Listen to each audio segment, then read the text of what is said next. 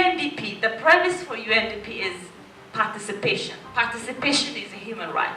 It's not like a charity for the youth to be given an opportunity to participate. No, it is a universal human right. So UNDP, in all what we do, the premise is participation is human right, hence we have to program all our activities along that line, inclusive participation. That speaks to the youth, the women, persons with disability as well. My name is Simon. I work for YAIGA as a focal volunteer coordinator for Nasarawa State. Aluichia Simon.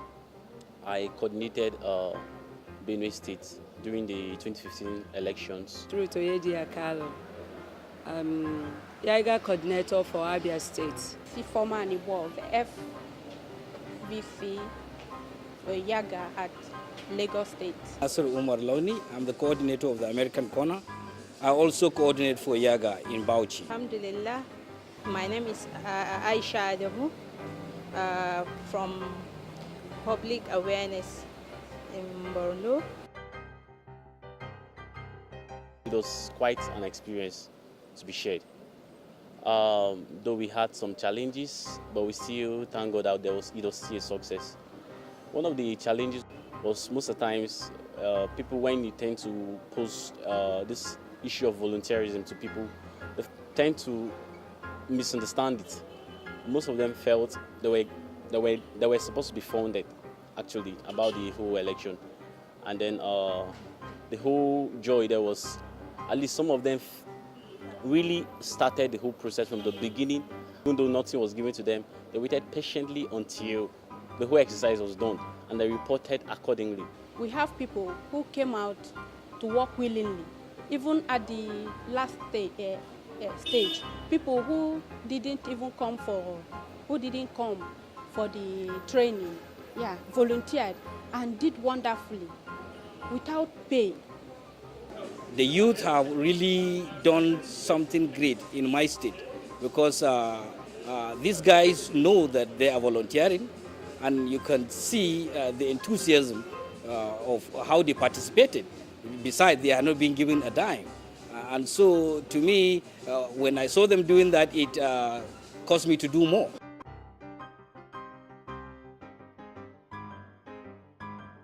The community were participatory. They actually accepted us, allowed us to do our jobs. Now, there were some gaps with respect to security personnel.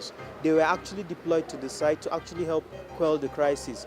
But having the notion that observers were actually out there to maybe infiltrate the system, they were very skeptical about us. And for myself, I did have this challenge. It had to take the intervention of the special advisor to the governor on political matters to actually quell the nerves of the people when he googled online and noticed that YAIGA was an accredited observer for INEC.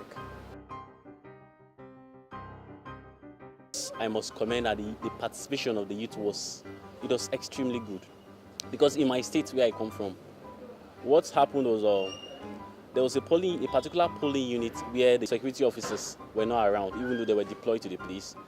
None of them was around, but they left, as in the youth in that place mobilized that the right thing must be done. And they gathered around, made sure that everybody was on the queue. The whole process was very okay. And then after the whole exercise, the results, they also waited, the result was counted and announced accordingly without causing any problem.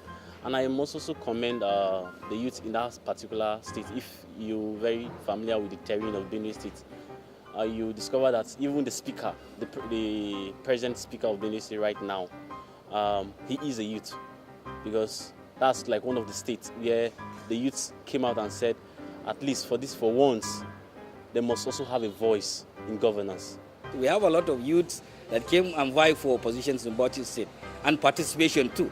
I was really amazed when I visited one of the PUs, and I realized that there were no police there then, but the youth volunteered to coordinate what happens there.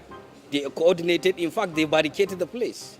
This is a wonderful development. There was no fighting. It's just a way of giving back to their own community, even though there is this security threat, but I think they have really stand the test of time. My name is Murtala Adoji Mohammed from Nasarawa State. Lafia local government, I vie for the position of House of Representatives to represent Lafia and Obi. In the last concluded 2015 election, I participated to the level of primaries election, and at the point of primaries, I lost it due to some the nature of the system, how the democracy operates in Nigeria, where people think about the issue of godfatherism, about the issue of someone they think he can dance to their tune, where they don't look at merit and competency and capacity as a yardstick in voting their candidates.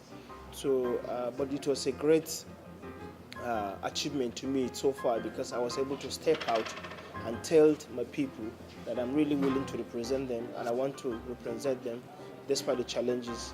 And I will look forward to do better in the next election. The roadmap for 2019 actually starts now. The future of young people in politics in Nigeria in the near future would basically be on two things.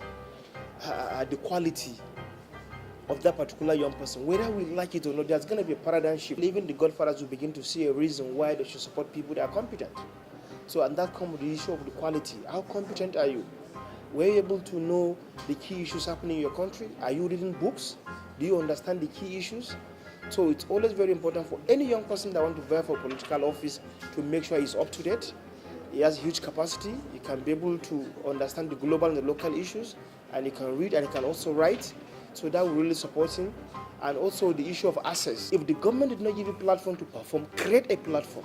And I used to say that in a situation whereby there is no door of opportunity, you should create the door, knock the door yourself, open the door and enter.